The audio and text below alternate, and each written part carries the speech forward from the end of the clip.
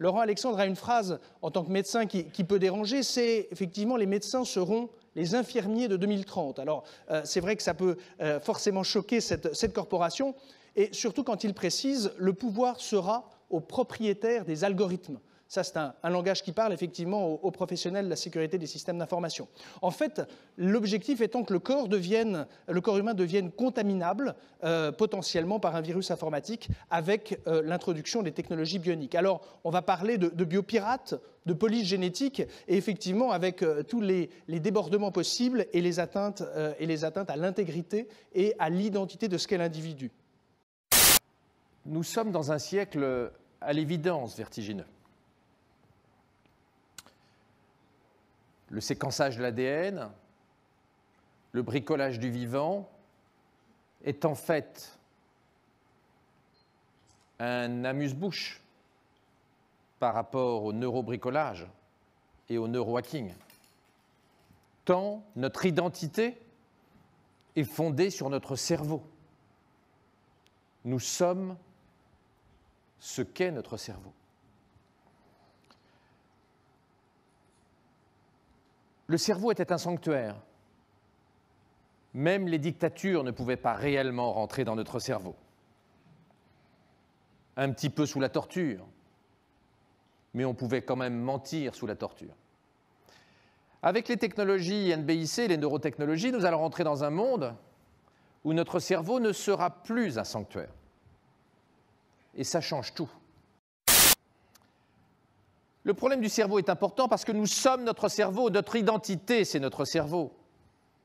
Nos idées, notre conscience, notre âme, c'est la conséquence de l'état de nos connexions neuronales et synaptiques. Et d'ailleurs, quand on abîme son cerveau, on est mal. Vous avez tous reconnu Schumacher.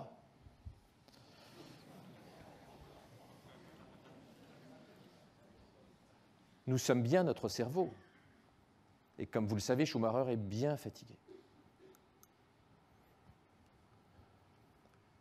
Au-delà de notre cerveau, on voit bien comment les prothèses qui nous entourent, les objets connectés, deviennent des extensions de notre corps et de notre cerveau.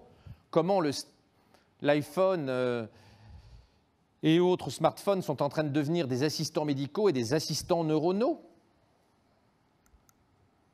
C'est la raison pour laquelle il faut raisonner non pas au niveau du cerveau tout seul, mais avec ces prothèses. Le web, l'Internet et nos différentes prothèses, notamment chez les malades, les implants rétiniens, les implants cochléaires, les implants intracérébraux chez les malades qui ont une maladie de Parkinson, etc., etc. Et demain, les implants que les gens sains auront, également la Google Glass, les lentilles, etc., etc. Les GAFA ont un projet démiurgique et développent l'ensemble des nanotechnologies, biotechnologies, informatiques et sciences cognitives. La cognitique réunissant les algorithmes, l'intelligence artificielle, les sciences du cerveau et la robotique. Comme vous le savez, elles sont régies par des lois exponentielles, et pas uniquement la loi de Moore, mais aussi la loi de Metcalfe, la loi de Carlson, etc. Ce sont ces lois exponentielles qui expliquent que le coût des enzymes qui modifient l'ADN a été divisé par 1000 en 5 ans et 10 000 en 7 ans, que le coût du séquençage ADN a été divisé par 3 millions en 10 ans, et ça va avoir un impact très important sur vos métiers. Le fait que la puissance des serveurs informatiques est multipliée par 1 milliard tous les 31 années à l'heure actuelle. Mais je ne vais pas vous apprendre la loi de Moore. Le hacking cérébral, il a deux composantes, comme je vous disais tout à l'heure. La lecture et l'écriture et l'editing. Bien sûr, la lecture va aller plus vite que l'editing. C'est comme en génétique. C'est plus facile de lire nos chromosomes que de les modifier. C'est plus facile de faire le plan de l'Amazone que de détourner le fleuve Amazone. La lecture du cerveau. Comment va-t-on lire dans votre cerveau dans les années qui viennent? On va se servir du séquençage ADN. Le séquençage ADN ne va pas nous dire ce que vous avez comme souvenir, mais va nous donner des informations extrêmement importantes sur votre structure mentale. Par exemple, il y a une base chimique sur les 3 milliards de changés qui entraîne des modifications importantes de l'empathie. Dans le gène qu'on appelle l'ocytocine, il y a un variant génétique où il y a une modification d'un ATCG et ça entraîne, selon qu'on a ou pas la mutation, une empathie forte ou une empathie faible. Et des exemples comme ça, il y en a des milliers. Lire votre ADN permet de connaître vos patterns psychanalytiques et psychologiques et donc de mieux vous manipuler grâce aux enregistrements cérébraux. En analysant les ondes cérébrales avec les nouvelles technologies, pas l'électroencéphalogramme des années 60, on peut savoir beaucoup de choses sur vous. Et puis, on va utiliser les enregistrements des différentes prothèses que nous allons avoir, car nous allons être de plus en plus interfacés avec des prothèses électroniques pour approcher ce qu'il y a dans notre cerveau. L'analyse du fonctionnement cérébral, la connaissance de tous les liens entre nos neurones et nos synapses, qu'on appelle le connectome, et on a 100 000 milliards de connexions dans notre cerveau, à peu près 100 milliards de neurones, chaque neurone ayant 1000 synapses avec des neurones plus ou moins voisins. Le connectome progresse vite, au fur et à mesure que la puissance informatique augmente. On va, dans les années qui viennent, analyser des paquets de quelques millions de neurones, puis quelques milliers, puis analyser à distance le fonctionnement des neurones individuellement. À distance, le fonctionnement des neurones individuellement. Paul Allen, dans son institut, analyse la génétique du cerveau avec des moyens considérables. Paul Allen est l'une des plus grandes fortunes du monde, c'est le cofondateur de Microsoft, comme vous savez. Vous avez le Human Brain Project en Europe, vous avez le projet Brain aux États-Unis. La connaissance du cerveau et donc notre capacité à distance et avec différents moyens de comprendre comment fonctionne le cerveau va progresser très vite dans les années qui viennent. Notre capacité à lire le cerveau et à comprendre le cerveau suit bien évidemment la croissance de la puissance informatique. Pour la faire courte, il faut, pour représenter les 100 milliards de neurones, à peu près un hexaflop, et vous savez bien que la puissance informatique maximale dans le monde aujourd'hui, c'est le TN2, c'est 33 pétaflops, 33 millions de milliards d'opérations par seconde. Donc il va falloir attendre 2018-2019. Pour représenter toutes les synapses, il faut un zetaflop, 1000 milliards d'opérations par seconde, à peu près, c'est ce qu'estiment les neuroscientifiques. Et pour simuler complètement le cerveau, on estime qu'il faut un iotaflop, c'est-à-dire 1 million de milliards d'opérations par seconde, quelque chose qu'on devrait avoir au tournant des années 2040.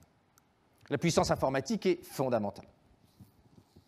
Bien sûr, la connaissance de plus en plus subtile qu'on va avoir va poser des problèmes. On a bien vu que la NSA a menacé d'une amende de 250 000 $ par jour Yahoo s'il n'ouvrait pas la backdoor pour avoir accès à nos enregistrements sur Yahoo. Il est clair que demain, la NSA cherchera à avoir une backdoor sur notre cerveau au fur et à mesure où des acteurs neurotechnologiques auront un accès en lecture à notre cerveau. Pour mieux contrôler Al-Qaïda, il est à craindre que la NSA pense que la neurotechnologie soit plus efficace que les tortures à Guantanamo. Ces technologies sont en plein développement et nous ne sommes qu'au tout début. Vous voyez bien qu'en hackant ces dispositifs, en hackant un implant cochléaire, on peut donner des hallucinations auditives à quelqu'un. En hackant un implant rétinien, on peut donner des fausses images à quelqu'un. Vous voyez qu'au travers de tous ces dispositifs médicaux, il est possible de hacker le cerveau dès à présent. Mais maintenant, nous allons rentrer dans le dur. Chez l'animal, et dans pas longtemps chez l'homme, on commence à pouvoir modifier les souvenirs, supprimer des souvenirs. Alors, je ne vous expliquerai pas comment on vérifie qu'une mouche on a modifié un souvenir chez la mouche, c'est un peu compliqué, mais on a des protocoles pour savoir qu'on est capable de mettre un souvenir ou de retirer un souvenir à une souris ou à une mouche. On fait ça de façon simple. On est capable de modifier les souvenirs des animaux, y compris des mammifères. Alors ça, c'est un petit peu invasif, ce sont des systèmes laser qu'on met, ce qu'on appelle l'optogénétique électronique, mais ça permet de modifier complètement le fonctionnement cérébral. Un certain nombre de devices, de simulations transcrâniennes sont en train d'arriver. Il y en aura des dizaines et des dizaines à l'horizon de 2025. Certains se révéleront pas très efficaces, d'autres se révéleront efficaces. La loi du marché fera la différence au sein du grand neurobusiness technologique. Quand on parle de neurotechnologie, on ne peut pas ne pas parler de Google. Google est le leader mondial de la neurotechnologie. Google est le seul neurorévolutionnaire, avec des objectifs inouïs en matière de hacking pour notre bien, de notre cerveau. L'objectif de Google est à l'évidence la fusion de l'IT et de la neurologie, ce qui n'est pas forcément une bonne nouvelle pour les citoyens, mais qui est une bonne nouvelle pour vos métiers. Vous avez 100 ans de business devant vous. Le neurobusiness, c'est faire tout ça. Lire le cerveau, aider le cerveau, renforcer le cerveau, fabriquer du cerveau, réparer le cerveau, sélectionner les cerveaux, interfacer les cerveaux et enfin transférer les cerveaux. Certains d'entre vous connaissent ma conviction que j'explique souvent dans mes tribunes dans le monde. Le vrai territoire de Google, ça n'est pas un pays. Le vrai territoire de Google, c'est notre cerveau. De façon soft, et puis maintenant de façon neurotechnologique. Et il y a là aucun agenda caché, aucun complot. C'est un projet politique qui est expliqué par les dirigeants de Google à longueur d'interview.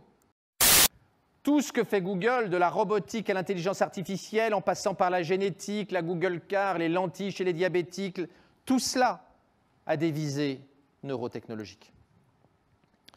Google, effectivement, veut nous orienter, veut nous servir de mémoire de substitution, augmenter nos sens avec ses lentilles, la Google Glass, etc., développer l'intelligence artificielle et la robotique, créer le cerveau 2.0, assurer une vie longue au cerveau, et puis enfin, uploader le cerveau dans la matrice. Kurzweil, qui est le directeur du développement et l'ingénieur en chef de Google, réaffirmait il n'y a pas longtemps sa conviction qu'en 2045, l'intelligence artificielle sera 1 milliard de fois plus puissante que la réunion des 8 milliards de cerveaux humains. Sergey Brin expliquait il y a quelques semaines, nous allons faire des machines qui raisonnent, qui pensent et qui font les choses mieux que nous, humains, pouvons les faire. C'est bien de la neurotechnologie, l'intelligence artificielle. Kurzweil, à Vancouver, expliquait gentiment que dès 2035, et 2035 c'est demain matin, c'est aussi près de nous que la mort de François Mitterrand, dès 2035, nous aurons des nanorobots pour nous connecter au cloud, des nanorobots intracérébraux, ce qui nous donnera des capacités extraordinaires et fusionnera l'intelligence artificielle et l'intelligence biologique.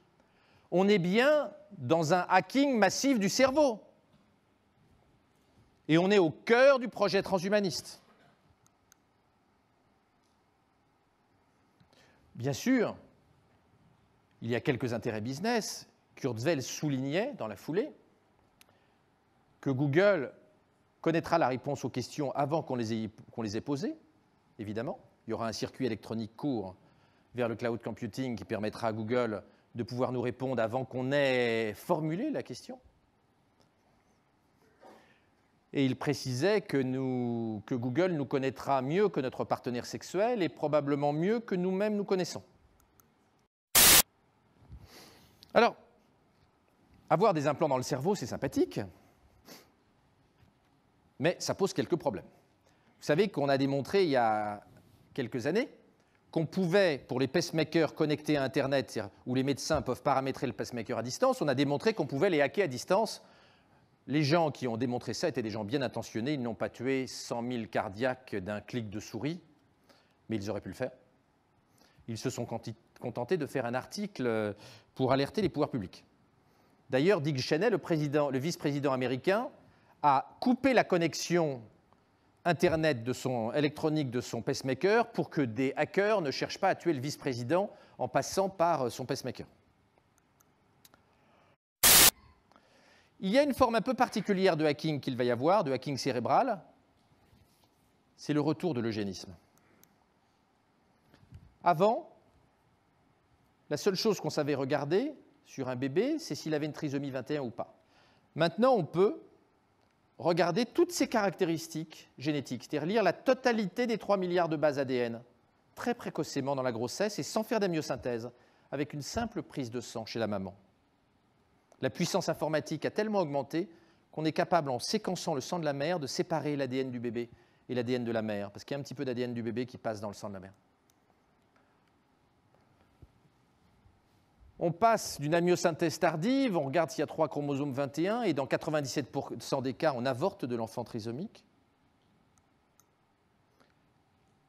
à un dépistage précoce de la totalité du génome de l'enfant, y compris des gènes impliqués dans les prédispositions intellectuelles. Dans le même temps, les Chinois ont lancé un grand programme de séquençage des surdoués afin de déterminer les variants génétiques qui expliquent les différences de quotient intellectuel. Borgström, l'intellectuel d'Oxford, a montré qu'on pouvait augmenter de 60 points le quotient intellectuel d'un individu.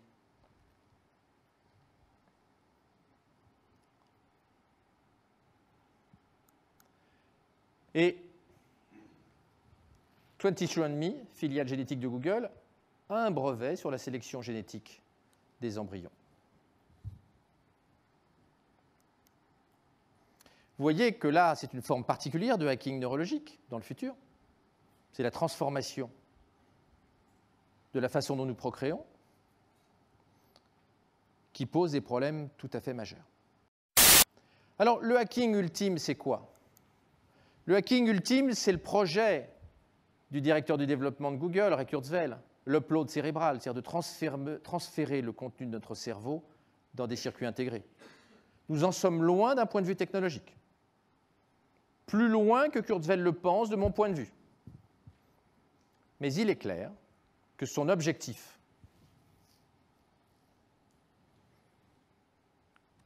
neurotechnologique sur l'upload pose d'immenses questions politiques et philosophiques. Time a fait un article plutôt sympathique sur ces technologies d'upload et expliquait de façon très décontractée que c'était une façon de devenir éternel. À titre personnel, mais à 55 ans, on est déjà un vieux con, je ne suis pas forcément complètement enthousiaste à l'idée d'avoir ce type d'implant dans le cerveau. Les 30 ou 40 années qui viennent sont les années de la neurorévolution, qu'il s'agisse de lecture du cerveau ou de modification du cerveau. Le bricolage du vivant et du cerveau, mené d'abord par GAFA et par les idéologues transhumanistes, dans un monde où, le fondateur de Netscape a raison, dans un monde où le logiciel dévore le monde, avec une explosion de l'intelligence artificielle, pas dans les 5 années qui viennent, mais dans les 50 années qui viennent, pose d'immenses problèmes de sécurité. Et de mon point de vue, la neurosécurité va devenir le premier des droits de l'homme. Notre cerveau, qui était un sanctuaire inviolable, va devenir transparent et ouvert à cause du big data, à cause de la génétique, à cause des implants, à cause de tous les progrès de la neurotechnologie. Il ne faudrait pas que le futur devienne cauchemardesque. Au passage, quelques conseils. Quand vous allez chez le coiffeur, en 2025, vérifiez que le casque de brushing ne soit pas un enregistreur pétaflopique de vos pensées et que le coiffeur ne vous implante pas des nanopuces au moment où il vous coiffe. Et si vous êtes le président des États-Unis, veillez à ce que le secret de service parte avec votre verre de manière à ce que personne ne puisse, à partir de votre salive, vous séquencer et connaître vos caractéristiques neurogénétique de manière à vous influencer et vous manipuler. Je vous remercie.